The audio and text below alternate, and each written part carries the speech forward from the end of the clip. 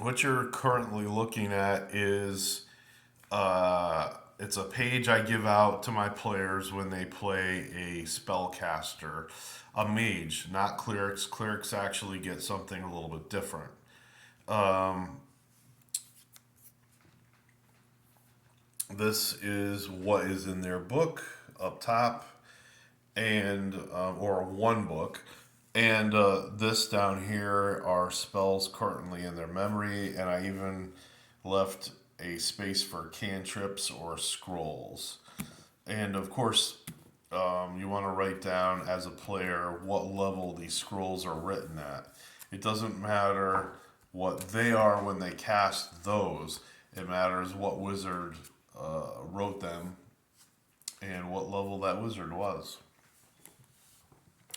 So here are all my notes for the first and second edition magic user slash wizards, mages, whatever you want to call them, with the exception of perhaps illusionists in the first edition, which are quite different. So anyway, magic user wizards should consider having a high intelligence, a no lower than 15. This is to avoid the disappointment of A, not being smart enough to learn new spells, and B, for the magic user wizard to gain enough spells to make his career worthwhile.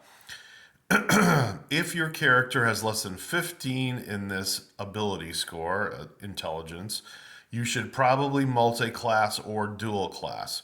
Having a 16 plus intelligence gets the character plus 10% experience points.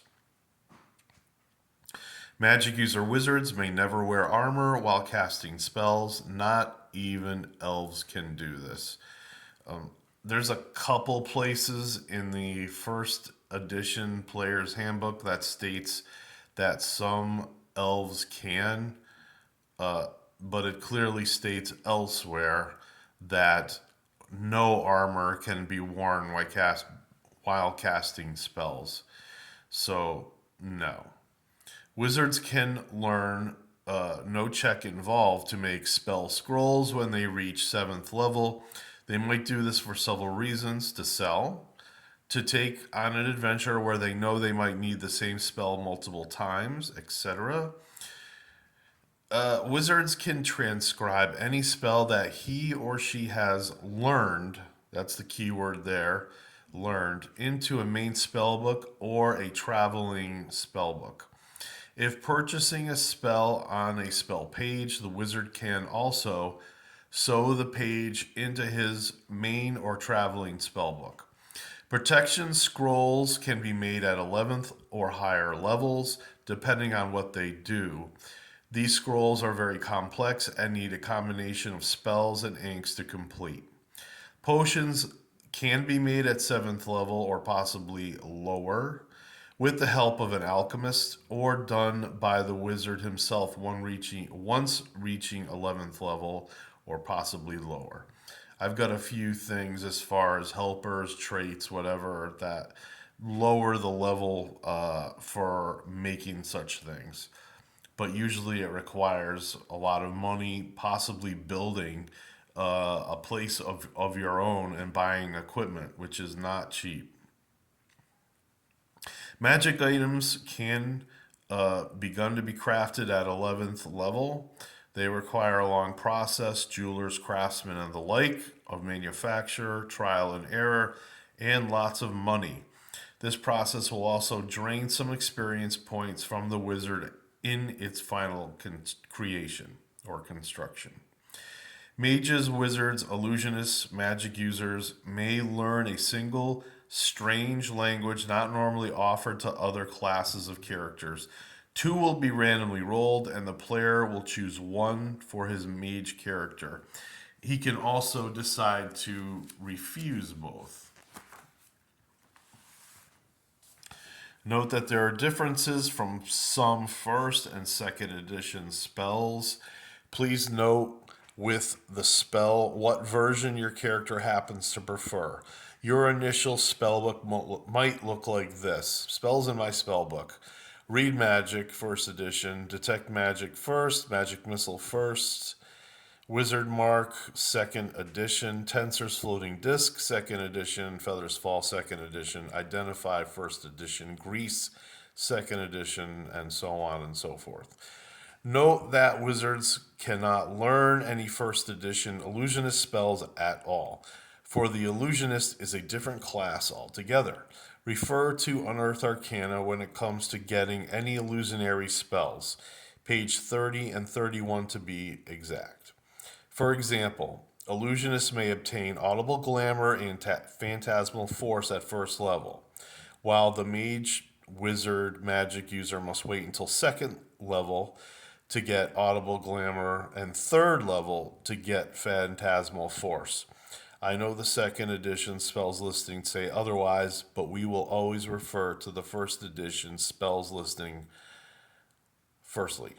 Extra spells, sort of. If a wizard or mage illusionist wants, he can have 1 die 3 plus 2 cantrips for free. These spells are carryover from when he was a student learning his craft. He can also know them for free and use them once each day without penalizing his regular allotment of spells.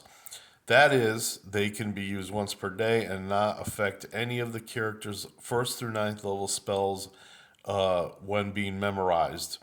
The person playing the character picks two, and the rest gained are rolled at random. Wizards, mages, magic users, and spell mage specialists, information and notes. Spell components. I will never charge any spellcasting class, wizards, illusionists, druids, and clerics, money in my game for spell components unless that spell component is over 1,000 gold pieces.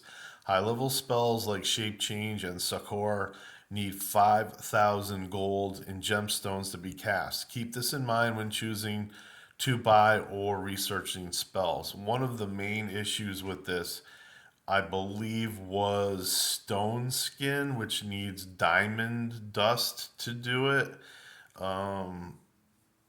Either that or maybe that's where the 1,000 gold came from. I'm not sure.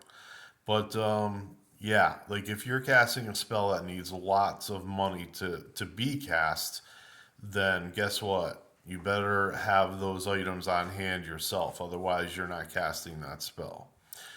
Mage specialists. Regardless of what school that mage has devoted his life to, all mage specialists know, read magic, detect magic, and can learn divination spells fourth level and lower. Even a conjurer, his direct opposite. The first edition illusionist and the illusionist mage specialist are two completely different classes.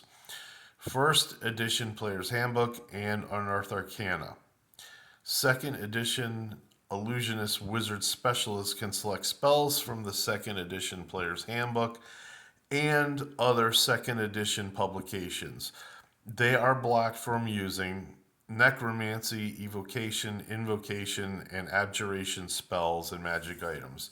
Not potions or protection scrolls, however, that have uses in necromancy, evocation, invocation, and abjuration magic.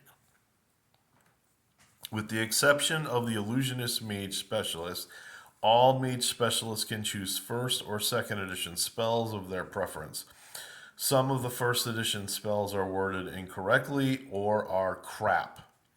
Make notation of first edition or second edition next to any spell you choose for your mage. Follow all the rules and remember what spell types and magic items your specialist is prohibited from using. Make a note on your character sheet.